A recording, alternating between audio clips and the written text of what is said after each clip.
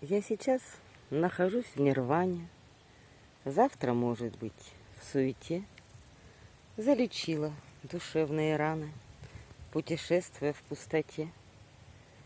Не чураюсь уже забвенья, но чужой каприз не приму.